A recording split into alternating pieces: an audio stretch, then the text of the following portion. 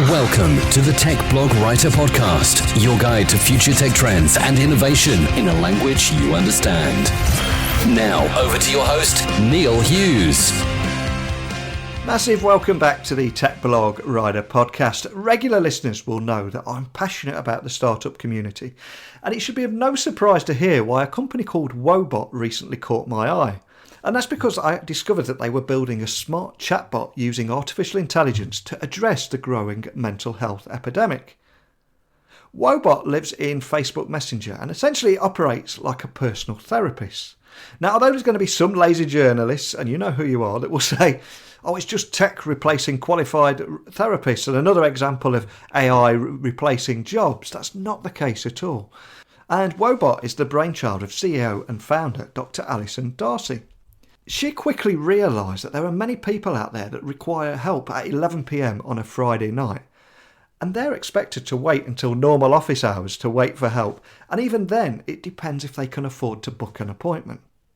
The bottom line here is that there are a huge number of people in need of help, and when they're at their lowest point in this life, they have nowhere to turn. So the use of technology to help people when they need it the most is great to hear. So I invited her on the show today to find out more. So buckle up, hold on tight, because I want to beam your ears all the way to San Francisco so we can speak with Dr. Alison Darcy, the CEO and founder of Woebot.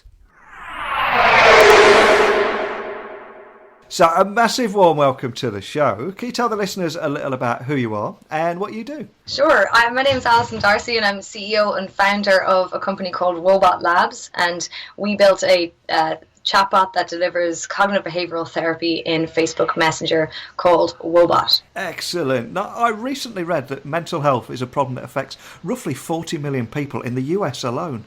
And I think we all know that it's a global problem too. But the biggest challenges around helping people, I think, are stigmas.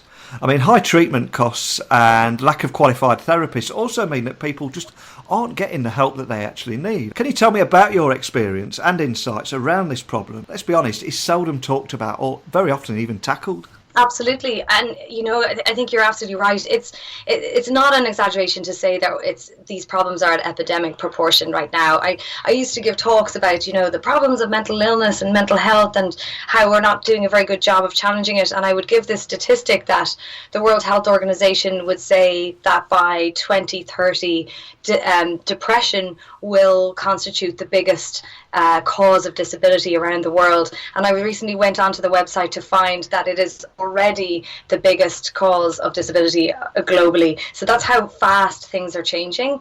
And I think when we did our study, we chose college campuses to really look at this problem, because in the US, and I'm sure, and we actually know these are sort of constant around. These problems are consistent around the world, but on college campuses in the US, about 50% of the student population report having symptoms of anxiety and depression that are so severe they say they can't function.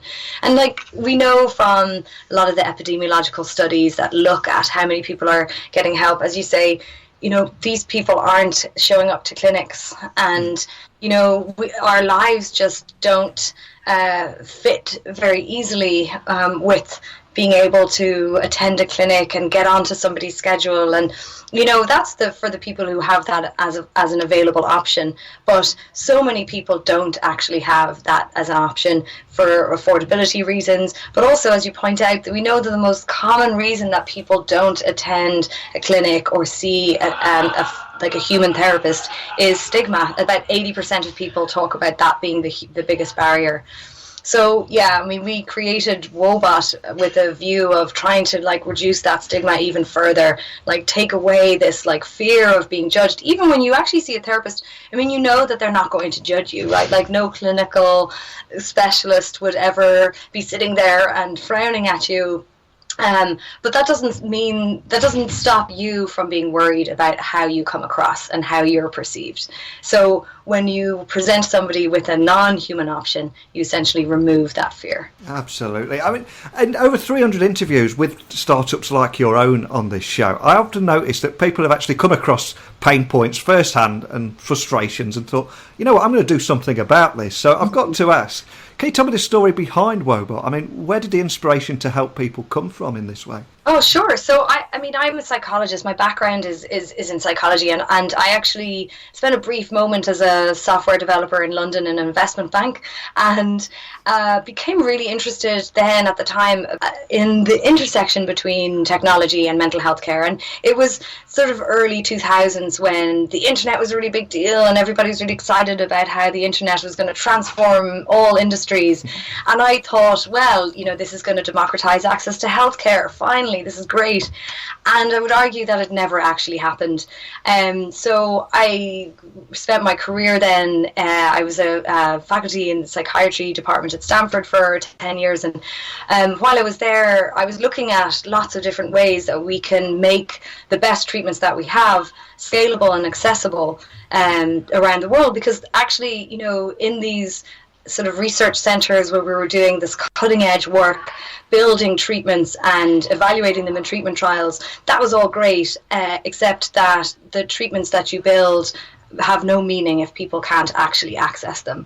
And it was when you look at the data and the statistics, it's just really frightening. Of only a tiny fraction of people will ever get in front of a clinician, and we just knew, there's got to be something else. And particularly, I was in the child and adolescent department, and it always felt a little strange to me to insist that young people have to come into a room with someone like 3 times their age and just share everything about their intimate experience. And then they of course are we've also they're the worst served population in lots of ways. And one of the reasons for that is because we retrofitted adult treatment models onto young people and thought, well, this will just work as well, right? And of course it is great, and there'll always be a role for that because there's nothing quite like human connection. But I've just felt like there's got to be other options available for people. And particularly when you think about, what if you're 18 years old and it's 2 a.m.? What are you going to do then? That's when you need help the most, right? You're having a panic attack. What do you do? And a lot of people at that point won't even get in touch with friends because they don't want to burden people. And even when their friends are saying, you can always talk to me. I mean, this is something we heard a lot. Still, people don't want to. They don't want to burden. It's too much of a barrier. And I felt that there's got to be something for people when they're in that moment. And it is a completely alien environment to younger people in particular, isn't it? That stuffy kind of therapy room. It must be quite intimidating, I would think. I think so. Well, I think all of the best clinicians I know, like I've been so fortunate to work with, I mean, some of the best psychologists and psychiatrists that are just, amazing people. And, most of their patients love going to see them. And, and I feel like, I will flatter myself with thinking I had a great relationship with the patients I saw as well. But I think professionals in this field were always aware that we're only seeing a tiny fraction of the people who really could use help. And, various agencies here in the US and around the world have published data that show, for example, how many, young people and young adults think about suicide very seriously and how many have attempted. And it's frightening because we're really only seeing a fraction of those people. Absolutely. And reaching people anywhere, any place, any time to give them that help is so important. So Woebot lives in Facebook Messenger and operates as a personal therapist. But can you tell me more about exactly what it is, who it's for, and how it actually works? So Woebot is based on cognitive behavioural therapy, which is an approach to mental health that has really seen the most rigorous research and a lot of evidence to support its usefulness across a lot of problems like mood problems and other problems as well, and also across a lot of different populations, young people, old people, and everything in between. And it's very, very structured and time limited, and it's very based on I would say, data. So what we know about the outcomes in CBT is that there's a positive relationship between how well you do using that that therapeutic approach and how much homework you do. And the unfortunately titled homework, what that actually is keeping track of your moods and your thoughts and the context in which they happen, and challenging your thoughts. So it's based on the idea that, it's not the world itself that upsets us, it's actually how we perceive things in the world. It's how we view things, right? And so it's based on helping people challenge their thinking and identify whether there are any distortions in how they're thinking. And it can be really liberating for people to discover that the things they take for granted as 100% true about themselves, usually the most critical things, are not actually true. The other interesting thing about cognitive behavioral therapy is that it's been delivered over the internet for over 2 decades now. So it's really good, lots of different kinds of digital versions of it. It's even been built into a video game. And those approaches have been shown to have outcomes similar and in some cases superior to even to conventional, face-to-face cognitive behavioral therapy. So that's really interesting. The problem with those is that it's hard to keep people in them. The engagement is an issue.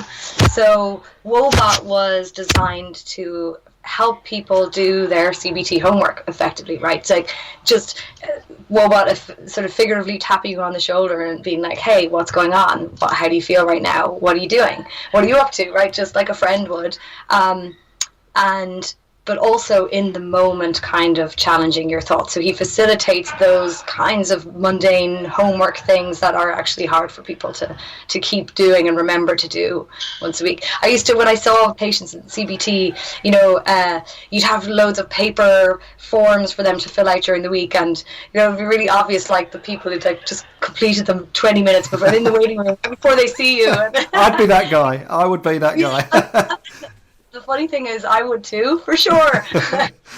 So it's just a little bit easier, and the data are a little bit more superior and useful, I guess, if they can be gathered in the moment, in the context in which it's happening. Yeah. Now, one of the reasons you guys appeared on my radar was that I read that Woebot had already seen more patients than a traditional therapist will see in their entire career. Is that true? That's amazing. Well, yeah, that was actually, it's kind of a useful soundbite, right? I think, and that was probably on the first day. I think we just launched on June 6th, and in the first 7 days, we went from 100 users to 50,000 users. So Woebot had probably seen more people, in his first day than but of course, the comparison is a little bit. Sure. Not true, because these are very light and superficial in lots of ways kind of interactions, whereas really a therapist, if they're seeing somebody, will just have much deeper connection and much longer term. So I know you only launched in June, but have you had any feedback from actual users yet? What kind of feedback have you had? Yeah, we've had loads. We're really fortunate that we've a lot of feedback now, and that's great because it's helping us learn really quickly and feedback everything back into Woebot and improve him. I think he really is improving every day. I think people are really positive in general. We are really encouraged by, of course, the clinical, the sort of the reductions that we see in mood problems, as measured by, some of the best instruments that are available. It's really intriguing when you see people converse with Woebot, like even when they're annoyed with him, they'll be like, not now, Woebot, whereas really Woebot does not really understand, but people sort of orient to him as if he is an actual, person or like a thing. But, I think for other people, Woebot's just very annoying. And so we tell people, look, if he annoys you, it might not be for you. Like, if it's going to irritate you more than it's going to be helpful, don't keep talking. But yeah, I saw somebody posted a blog article that said Woebot will annoy his way into your heart, which I thought was such a good quote. I love it. Now, some people might be a little bit cautious, though, about using Facebook for sensitive and personal matters. So I assume that connected friends will not be able to see any of Woebot's communications or anything like that. Is that right? Yeah, that's correct. So, and we tell people that, and during the onboarding, in your first conversation with Woebot, he'll say, and he's very clear, like, your friends can't see when you post anything, and also we don't see people's Facebook profiles, so we have no idea. We only see completely de-identified conversations, so all of any names or anything identifiable is removed, and that's actually, that's one of the big challenges that we deal with as well. But Yeah, I think people are cautious about privacy, and they should be. You know, um, it's an ongoing conversation, I think, for all of us in this space. And you know, you have to be comfortable with what you're sharing. You know, it was interesting when we first built Woebot in Facebook Messenger. We fully thought it was just a prototype, and that it would be, you know, we would go straight to building our own apps. But the overwhelming feedback we got from people was that they love that it's in Messenger, because they don't want to necessarily download anything different. And it's sort of in the same space with things that they're, you know, use with their friends that they're conversing with every day, right? So it's a sort of, he occupies that space as well. So, you know, people are already using Messenger to talk to their friends. Woebot is similar. Facebook have come out and said that they don't look at the content of people's messages, and that they won't mind them for commercial purposes. But yeah, people are, you know, it's something that we take very seriously, but we also take it in context. And I think the context in this case is people's choice. We wanted to give people a choice, right? A choice to use something that's actually accessible to them when they need it. Cool. So do you have any plans to move it outside of the Facebook Messenger platform, WhatsApp, Snapchat and all those kind of things too? Or are you concentrating just on Facebook Messenger at the moment? Right, yeah. So, you know, Facebook's been a really great place for us to start, and you know, to acquire users. And yeah, but we are also looking to develop our own apps, and we're looking at potentially moving into just SMS. Because, you know, I think the point is, again, coming back to this point of being accessible. You know, we don't want to necessarily enforce one way of conversing with Woebot. So yeah, they're all on our on our radar, and certain ones we can't use. So I think WhatsApp don't allow bots to use their platform, but even something as simple as SMS we think would be useful. So do you think that this is just the start of learning how we can develop effective digital health solutions? Because we hear a lot about the digital transformation, don't we? And a lot of people, you noticed it straight away, you know, when this tech was starting to take off, you thought we can help people with health solutions here. But do you think we're finally going to start realising that now? Yeah, I think so, because for two main reasons. I think we are in a space, technology-wise, where things that haven't been possible before are suddenly possible. And one of those things are, you know, there's been big strides in conversational agents and the capacity of conversational agents. So I think we will see more of that. Second of all, I think that, you know, it's just a need. Like, as I mentioned, the problems in mental health and the challenges we're seeing, and just the ubiquity of challenges in the population in every country in the world are so immense that they will never be addressed by the current services we have. That is well understood. You know, there will never be enough mental health professionals, so we have to start thinking about other ways to do this. And I think typically, you know, in the first wave of digital health and digital mental health interventions, we've used human coaching models, and that's really, there's definitely a place for those too, but again, they have the same issues with scalability. So I think we will see more of a move towards fully automated solutions. And, you know, it's just about, I think, communicating properly to people what they are and what their limitations are as well, so that people just have choice, right? But informed choice. So if there's anybody listening to this show now that are desperate to give Woebot a try, and hopefully it won't annoy them too much, can you tell us how anyone listening can sign up and give it a try for themselves, and also what's waiting for them when they do sign up? So you can find us on our website, which is Woebot, Woebot.io, and there's a big button in the middle that says Get Started, or you can go onto Facebook and just search for Woebot, Woebot, and click the button, send a message, or I think it's Get Started as well. So you'll see it's a very big blue button, and Woebot will then just start a conversation with you, and the first conversation is pretty lengthy as he describes what he is and what he isn't, and what he can do and what he can't do. And then from that day on, basically Woebot will just occasionally reach out and just say, hey, how's it going? And we'll lead you from there. And, you know, The first 2 weeks are a free trial, and then we move to being a paid service. And so in the first 2 weeks, Woebot's really giving people a sample of, what they can expect. And, it teaches you things. As he gets to know people over time, he sort of teaches a full curriculum of psychoeducational concepts, which is also in line with regular cognitive behavioral therapy. But I think, the experience gets richer and richer. We haven't completely figured out our how we're going to survive as a company yet, so stay tuned. And we also we basically, if people can't afford it, we just ask that they just send us an email, and they can use Woebot for free. Oh man, that's a great idea. That's so refreshing, man. You really seem to care about your users as well, which is a great thing to hear. Now, I always say at the end of every episode of this show that technology works best when it brings people together, but you're not only bringing them together, you're helping them. And for me, that is a massive, massive thing. So kudos to you for creating this platform, and a big thank you for coming on today.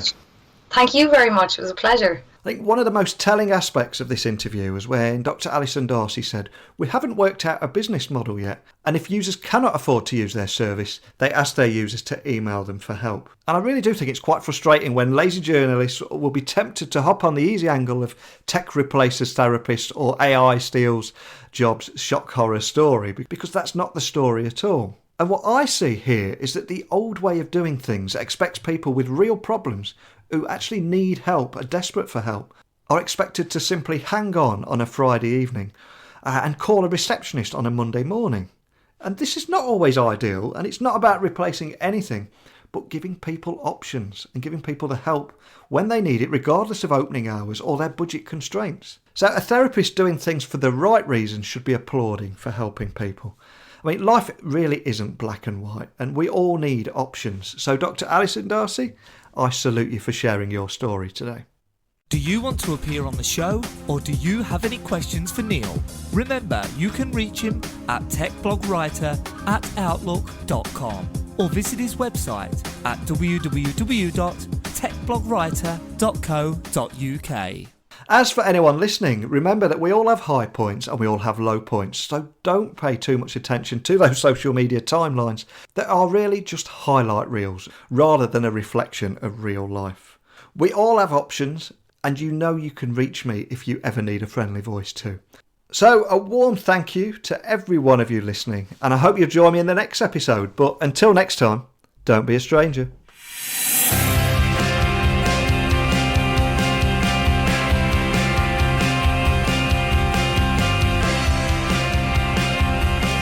Thanks for listening to the Tech Blog Writer Podcast. Until next time, remember, technology is best when it brings people together.